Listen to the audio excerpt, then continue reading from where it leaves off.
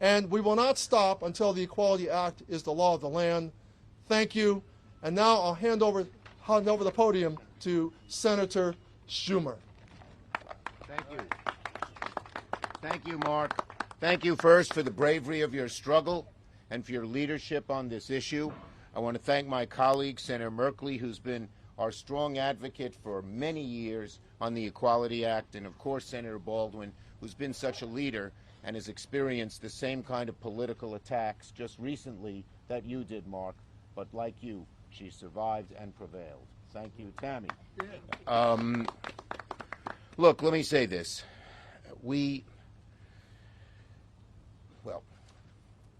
It is hard to believe in 2025 that in so many states, not New York, but my daughter and her wife, if they lived in another state, could be told, you can't rent this apartment, you're lesbians. A doctor could say, I don't want to treat you, you're lesbians.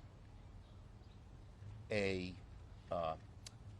job, an employer could say the same. It's amazing. 2025 in America, and people can just adversely turn people around because of who they love or how they love. People forget how much bigotry and discrimination there is that actually takes effect in law, because the law allows this bigotry and discrimination. In how many states, Jeff? Well, we're only at 21 have protection, state protection. So in 29 states, if I have my math right. The bottom line is this. We achieved marriage. It was a great thing. My daughter and her wife have a beautiful baby, and one is on the way, and they're living a good, happy life, just as I was able to live. But that's because they live in New York. We must have a national ethos that bigotry is outlawed. And until we pass the Equality Act, that will not be close to true in America. We're going to do everything we can to pass it. We're hopeful that good people, people of LGBTQI community, and people who are not part of that community, will tell their congressmen and tell their senators, it's about time. It's about time here in America that we have this full equality. I'm committed to the cause, personally, politically, and just morally, and will do everything I can to help get our legislation passed in the Senate. Jeff, thank you.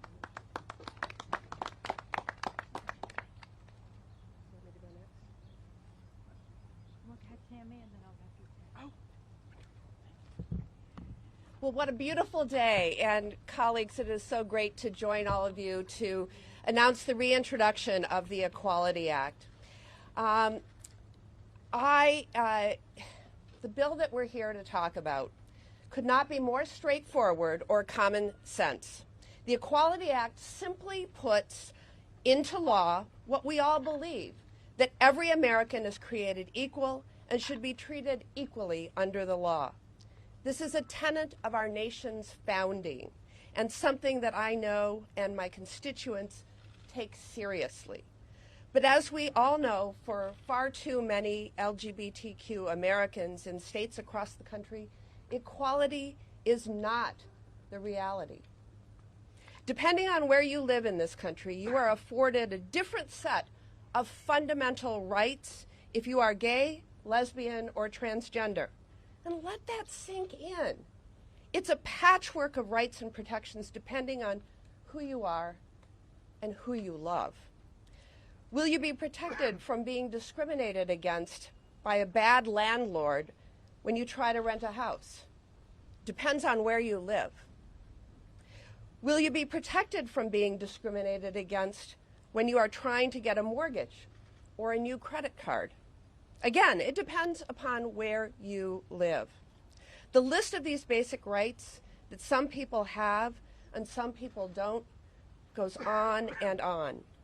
This year alone, the ACLU is tracking over 570 bills in state legislatures across the country that aim to strip away rights from LGBTQ Americans, including 12 in my home state of Wisconsin. If these bills become law, it will further this patchwork of rights.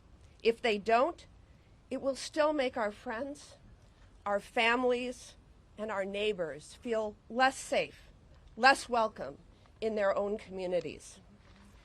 But look, take it from me, the first elected openly gay senator in U.S. history. A more welcoming, more equal country is possible. It takes hard work, but it's work that is worth doing. Just a few years ago, we proved that. I was proud to lead the charge to pass the Respect for Marriage Act into law in 2022. Yep. And that was the first time that we codified marriage rights for gay and interracial couples into law. At that time, I got so many questions about how we were able to get so many Republicans on board.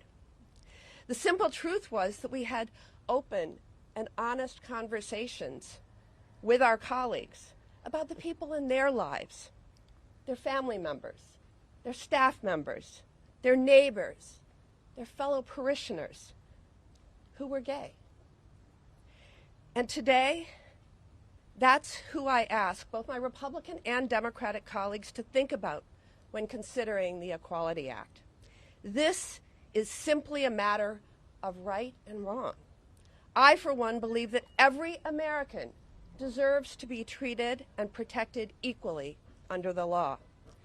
The Equality Act makes simply clear that in the United States, we will not tolerate discrimination based on sexual orientation, based on gender identity, just like religion, race, or ethnicity. Equality is not a privilege. It is what we are owed as American citizens. And I'm committed to making that promise a reality.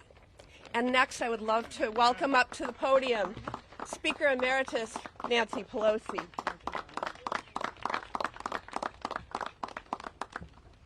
I join in applauding Tammy Duckworth and, Tammy Baldwin. Tammy Duckworth, too. When Tammy came to the Congress, she was the first lesbian to serve in the House of Representatives. And when she arrived, everybody knew how she became the first because of her knowledge, her wisdom, her values, and in every way, her graciousness. And we're so proud of you, and we continue to be so proud of you, Tammy. I visited her in her district as a congresswoman and can see how she related to the farmers as well as the people in the city.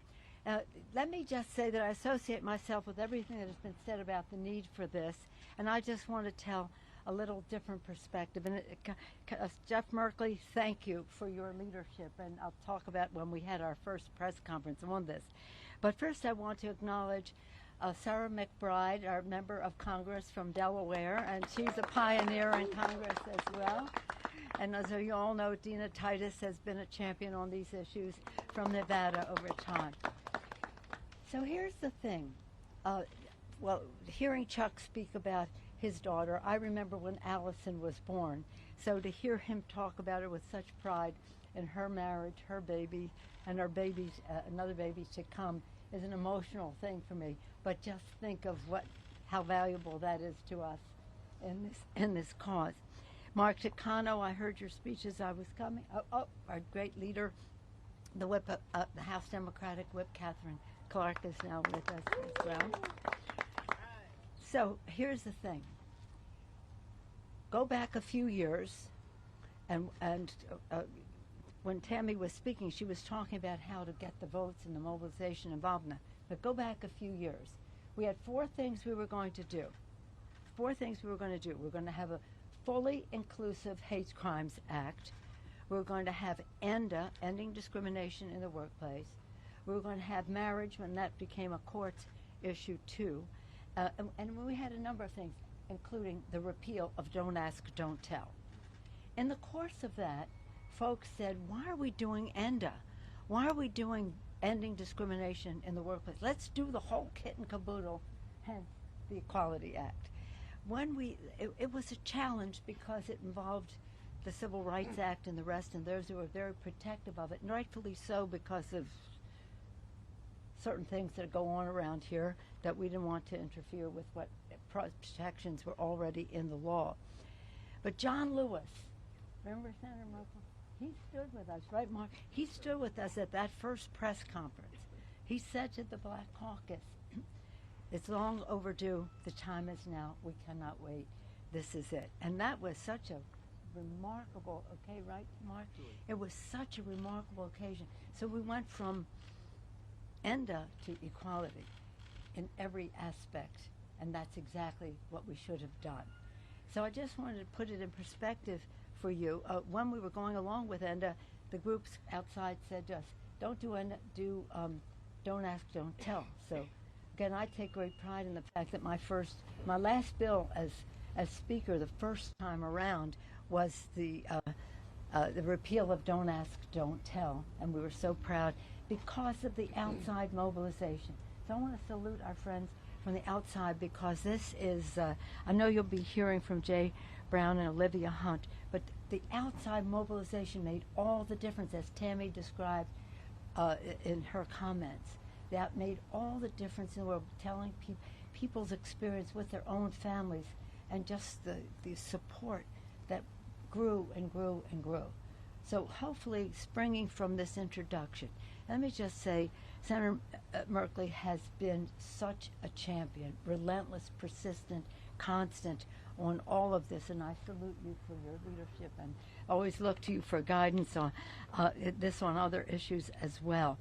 So that's why I'm here again to say, let's get it done. I don't know what the prospects are now, but I do know that we're going to win the House.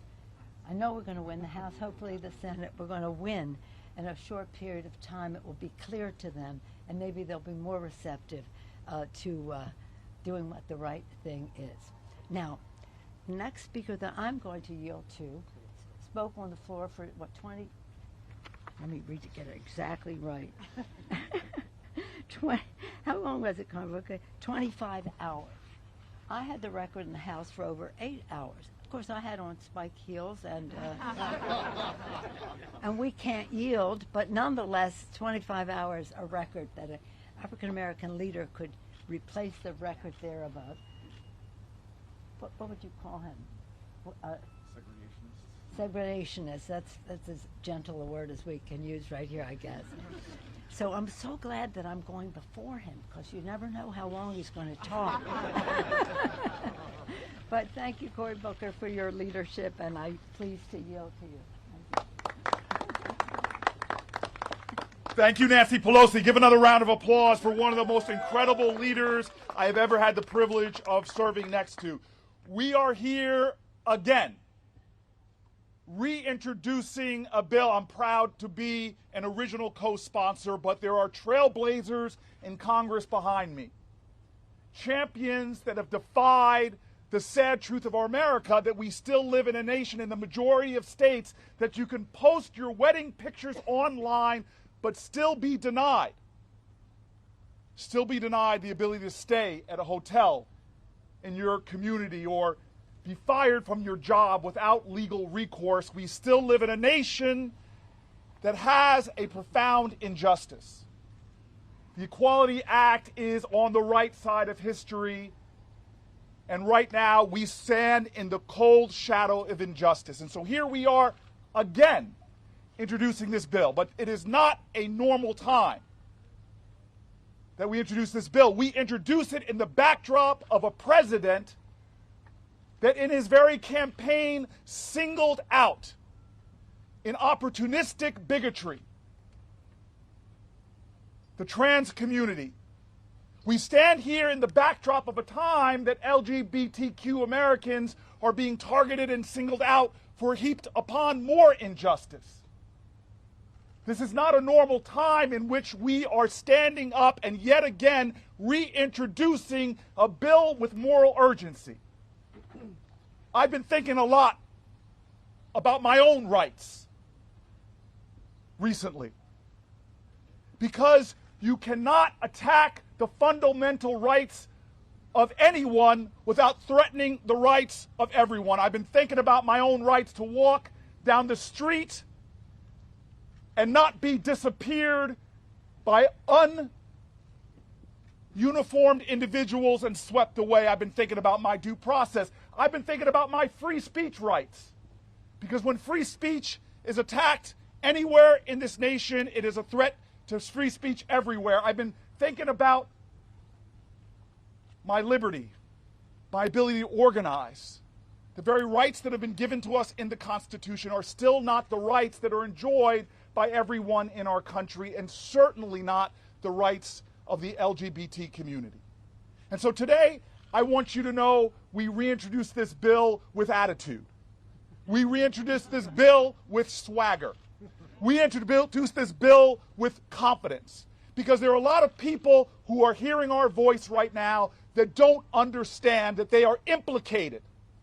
There's no bystanders in history. When injustice is in our midst and you say nothing and you do nothing, you are part of the perpetuation of that injustice. We call upon all Americans, not just LGBTQ Americans. We call upon all Americans not just to be allies. Don't be allied only. Be implicated. Don't just be allied only. Remember our history, the horrors of our history during the Middle Passage when one African was chained and thrown overboard. All Africans were on that boat that were chained together, were pulled under. Remember our history and the courage of men and women in the trench warfare in Europe, who saw one person go down and risk their lives to run into danger to carry that person off. Understanding that we stand together or we fall together. This is one of those voices. This is one of those moments that we need your voice. And so I say in conclusion very simply this. There are Americans today that are worried, that are afraid, that need to hear from you. There are Americans today that are afraid to go to their grade school because they're still being bullied for who they are and how they love. There are people today that feel so tired and so worried that this nation will not stand for what it says we should stand for. And so I say to those people that we will speak up. We will stand up, that Americans will stand up. I say to those people, remember what the good book says, that weeping will endure through the night, but joy cometh in the morning. I remind those Americans that even the truth, when crushed to the ground after lie, after lie, after lie, that the truth will still rise again, that this is still one nation under God, that we still swear an oath of liberty and justice for all, and that we will not stop until freedom rings from every coast in this country, that freedom reigns for every person and every soul, that freedom reigns for every American, no matter who you are, race, color, or creed, LGBTQ American, or straight ally, that we declare that the arc of the moral universe is long, but it doesn't bend automatically.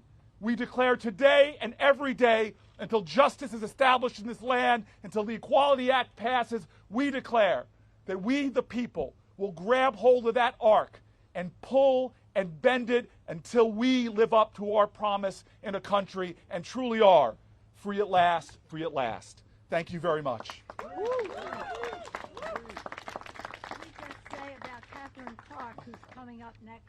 Wasn't that remarkable? Thank you. Well, I want to say about Kathleen Clark that she is in a long tradition of extraordinary leaders. She is unbought. She is unbossed, she is tireless, indefatigable, and she is unconquered and will continue to fight for justice. I'm glad to pass it over. And I want to also say of her that she was a close ally of John Lewis in the Congress, whether it was guns or LGBTQ or whatever it was. They were partners in great things in the Congress, as well as with David Cicilline, who was the original author in the Congress of the United States. I yield to the distinguished whip of the House. Thank you so much. Thank you, Madam Speaker. Amen, Senator Booker. And I am so grateful to all my colleagues that are here. A special shout out to Senator Merkley and to our own Mark Takano, chair of the Congressional Equality Caucus. We are so grateful for your leadership on the Equality Act over in the House. So let me tell you, The Republicans' opposition to this bill tells you everything you need to know about their cruel calculation. They pick a scapegoat so they can have cover for the real agenda going on. They are vilifying a community, blaming them, and trying to erase them from our country. So you take everything from them, and then the GOP moves on to everyone else. Taking away Medicaid, Social Security, defunding our public schools and child care, taking away control over our own bodies, and taking away the right to live as you are. They believe that safety and opportunity are not a right, but a luxury of a few. The Republicans have decided that some Americans are unworthy of freedom, unworthy of health care and housing and education and a voice because of who they are, because of what they look like, or who they've married, or how much money they have. But here's the truth that we know. The basis of the Equality Act is that freedom is a birthright of every person. And we can only defend ours if we defend everyone's. Freedom doesn't grow in a pot. It's not a container plant that you stick in a corner. It only thrives in the open, unfettered. And otherwise, it withers and dies for everyone. And that's what this fight is about. As Dr. King reminded us, we are tied together in the single garment of destiny. So thank you all for coming together. Thank you for fighting for a future, a destiny that is worthy of all of our children, and where the rights and dignity of the LGBTQ Americans are unquestioned, where every person can live free of discrimination in all of its forms.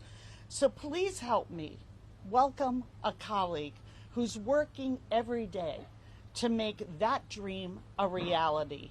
The gentleman from New Hampshire, the co-chair of the Equality Caucus, Congressman Chris Pappas. Well, thank you so much to our whip, the amazing Catherine Clark. I want to thank the other leaders who are with me today. Chair Takano of the Equality Caucus, Senator Merkley, thank you for bringing this bill to the floor once again. And to Speaker Emerita Pelosi, thank you for helping to usher the Equality Act twice through the House of Representatives. We're ultimately going to get this done. It's a matter of when and not if. We are committed to this fight, and so thank you for your persistence. I also want to thank Congresswoman McBride, who is an inspiration to all of us. We are so happy to have her joining our Equality Caucus in Congress. So look, full equality under the law, nothing less and nothing more. That's what the Equality Act is going to deliver. That's what it means to LGBTQ plus Americans who have not enjoyed these protections under the law. And while we know this is an uphill battle for sure, there can be no backing down from this fight. No backing down from the fight that's about freedoms and protections and the dignity that all Americans deserve. So I come from New Hampshire. We put live free or die on our license plates because we take freedom incredibly seriously there. We were the first state to pass marriage equality legislatively, where a governor signed it into law.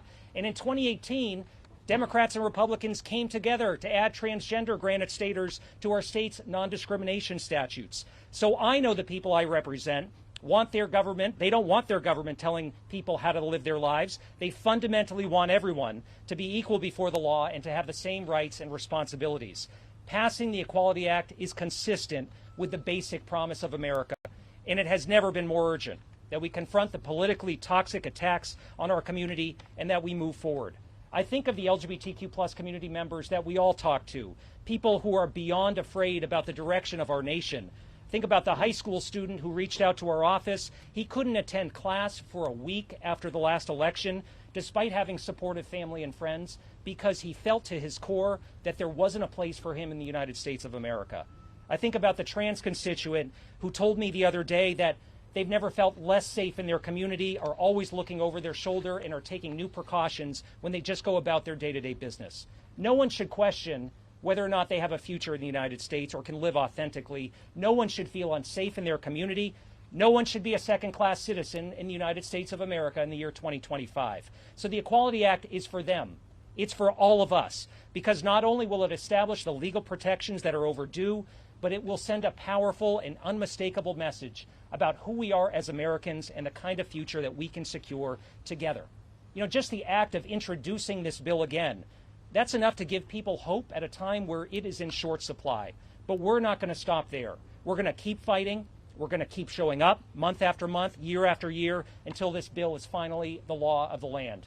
You know, Jefferson referred to equality as a self-evident truth, meaning it didn't need really any further explanation or defense. And today, Americans overwhelmingly believe the same. They embrace the Equality Act. 7 out of 10 Americans support passing this law. So it's time leaders in Washington caught up to how people are living their lives and how people feel about the enduring promise of America's founding and extending the same rights and protections to the LGBTQ plus community. We are going to get this done. Whether it is in the next few weeks, few months, or few years, we all have to stay committed to this fight. So with that, I want to bring up a great partner from an organization who's a driving force behind the Equality Act, Jay Brown, who's the Chief of Staff to the Human Rights Campaign. Jay. Good morning. Thank you, Congresswoman Clark. Thank you, Congressman Pappas. Thank you to our lead sponsors of the Equality Act, Senators Merkley, Baldwin, and Booker, and Congressman Takano for incredible leadership as champions of the LGBTQ community. And of course, we are so grateful to have Leaders Schumer, Jeffries, and Speaker Emerita Pelosi, who have stood up time and again for LGBTQ plus equality. I'm Jay Brown. I'm proud to serve as the Chief of Staff of the Human Rights Campaign, and I'm here representing our more than 3 million members and supporters across the country. Today, as we announce the introduction of the Equality Act, I'm thinking about the journey that brought us here. I'm thinking about the activists who marched at Stonewall, the couples who fought for the right to marry, the trans Americans who have bravely lived their truth in the face of discrimination and violence. Their courage has paved the way for this moment. But I'm also thinking about those who still wait for justice, the young people in states where lawmakers have targeted them with harmful legislation, the same-sex couples who still face discrimination when trying to adopt children or access health care, the LGBTQ plus workers who still feel like they have to hide who they are in the workplace. We're talking about real people here, people like Carter Brown from Dallas, who was outed at work and eventually fired due to anti-transgender discrimination, and Queen Hatcher Johnson from Atlanta, whose landlord asked her to move out after she came out. In 29 states across America, LGBTQ people still lack comprehensive, explicit non-discrimination protections. This means that in more than half of our country, your ability to live, to work, to thrive can depend on whether others approve of who you are or who you love. This isn't just wrong, it's un-American, and it's why the Equality Act is so essential. But this bill does more than protect LGBTQ people. It strengthens our civil rights protections for everyone. It expands public accommodation protections for women and for people of color. It ensures that people of all faiths are protected from discrimination. The Equality Act recognizes that our struggles for justice are interconnected and our progress must be shared. At HRC, we've built the largest grassroots equality movement in history, a movement that has already made more than 30,000 calls this year to members' offices asking them to support the Equality Act. We've mobilized millions of equality voters who make LGBTQ rights a priority at the ballot box, and we've partnered with major businesses that have adopted non-discrimination policies of their own. We've built coalitions with allies across the political spectrum who understand that discrimination is bad for business, bad for communities, and bad for America. So today, I'm asking all Americans to join us in this fight. Call your representatives and tell them to support the Equality Act. Share your stories, because personal stories change hearts, minds, and laws. And remember that progress isn't always linear, but it is inevitable when we stand together. And now I'm so honored to introduce my dear friend, Advocates for Trans Equality's Director of Federal Policy, Olivia Hunt.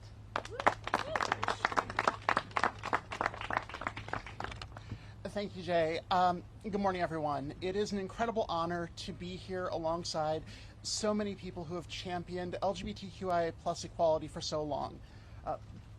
Senator Merkley, Representative Takano, Senator Baldwin, Leader Schumer, Senator Booker, I apologize, Representative Bride, Representative Pappas, Leader Pelosi, and of course Whip Clark. Thank you all for everything that you've done for our community. Now, if you're anything like me, for you, spring is a time to take stock, to pause and reflect on what's gone before. And for me, the past couple of weeks have been loaded with a lot of memories from about 5 years ago. The constant reminders of those first COVID lockdowns that we all went through together. The memories of how uncertain we were, how uncertain the future felt, the ways all of our lives have changed forever.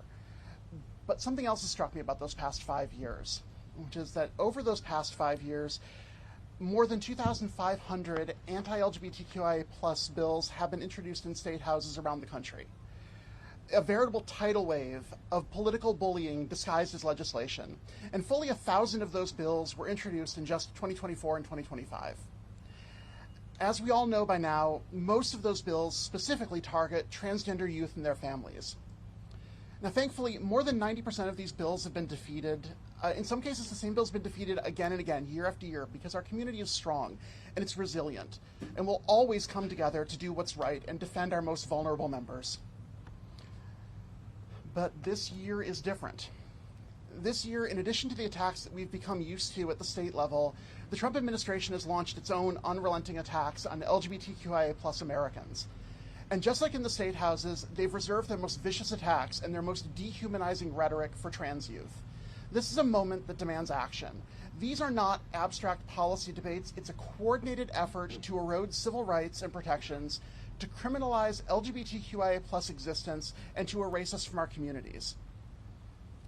All people deserve to live full and honest lives.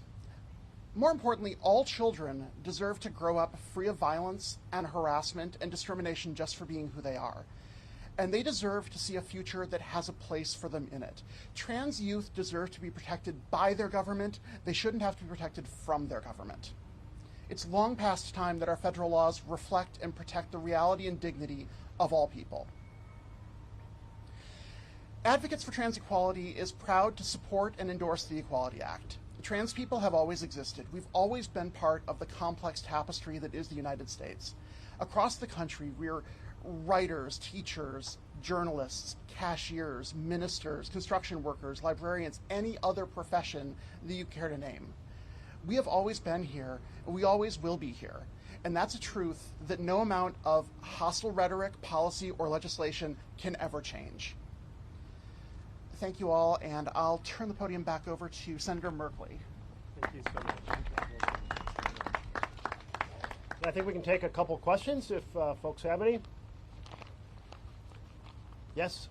Hi, Senator. A few of you mentioned there was an uphill battle with getting this legislation through.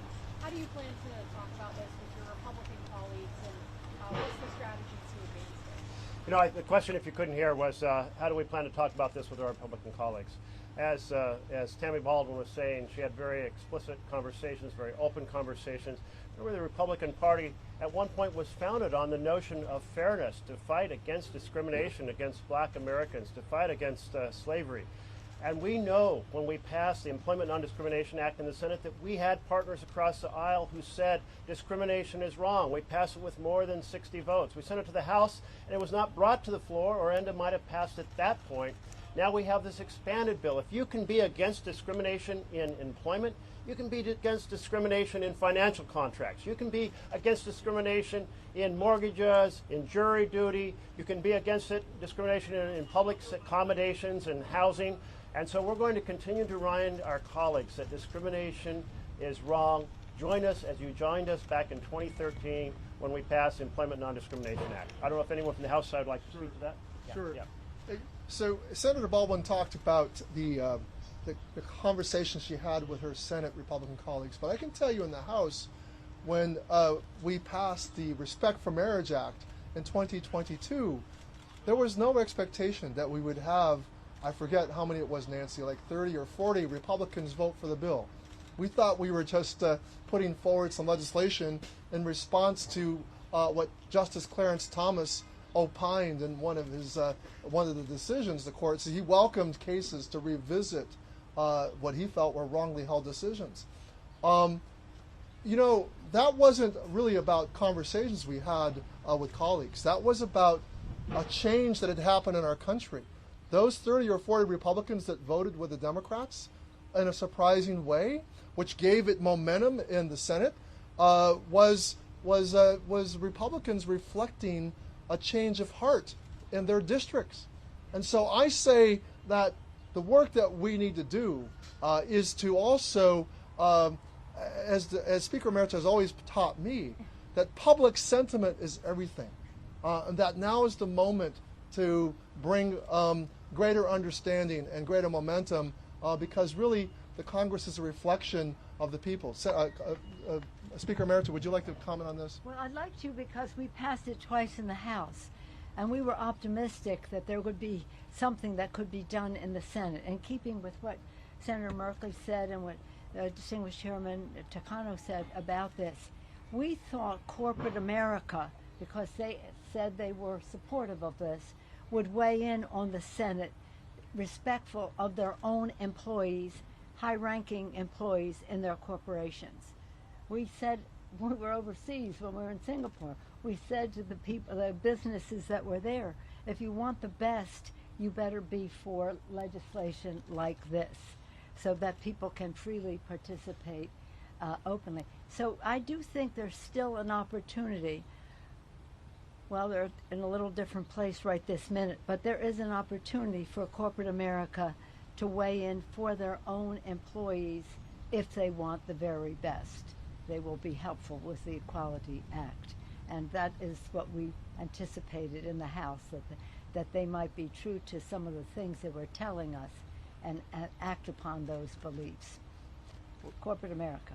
Well, thank you. And I would say, corporate America is part of that public sentiment we're talking about. And I was with the Speaker Emeritus when we spoke to the American Chamber of Commerce in Singapore on that trip to Taiwan. And by the way, Taiwan is the leading nation in Asia for LGBTQI rights, very proudly so.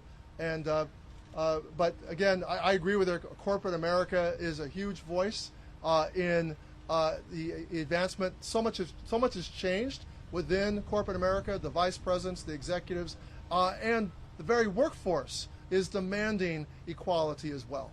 I might say, when we were in Singapore, when we went there, one of our tasks given to us by Mr. Takano was that we would advocate to change the law there, because to have a same-sex relationship was not, well, it was illegal.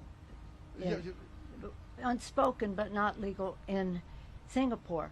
A week after we left, they changed the law. That's right. They changed the law because corporate America wanted the very best, even in Singapore. Any other questions that we might have? Yes. Thank you so much. I wonder if anyone can speak to the decision to do this today on the president's 100th day in office. Sometimes I don't know there was a conscious decision, but look at this beautiful day. It's a beautiful day to stand up for equality, I think the president's clearly hitting a wall that Americans are saying. Many Americans are saying we didn't vote for this. Many Americans never voted for this, but many Americans, it's a great day to remind them that what is in the core of what is the right side of history, a more perfect union. This is the march toward a more perfect union, and that's what most Americans believe in. And it's a great day on this 100th day to remind our administration what the right side of history is. Yes, go ahead. The balance of power and Capitol Hill has shifted a lot since the Marriage Equality Act. Do you still believe there's a path forward to the Equality Act in the current balance of power?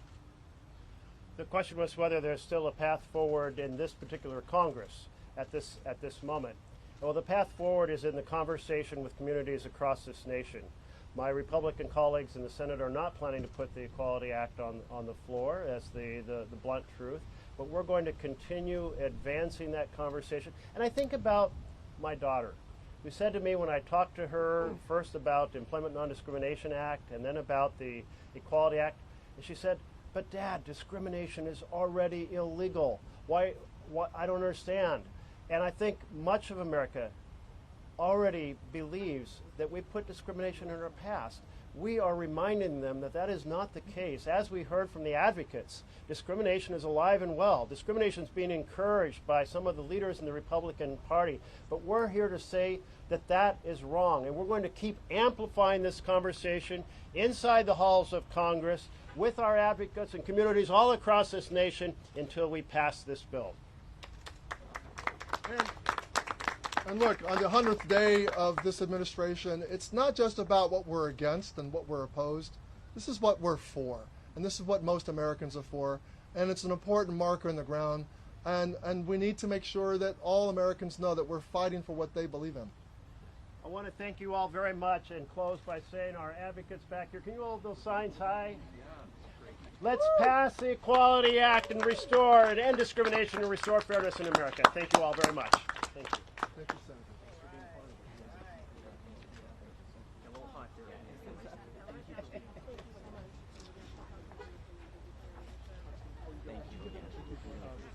Oh, sure. Wonderful. Thank you. Can we get a picture of y'all real quick? Okay. Sure. You want to do it in front of the... Yeah.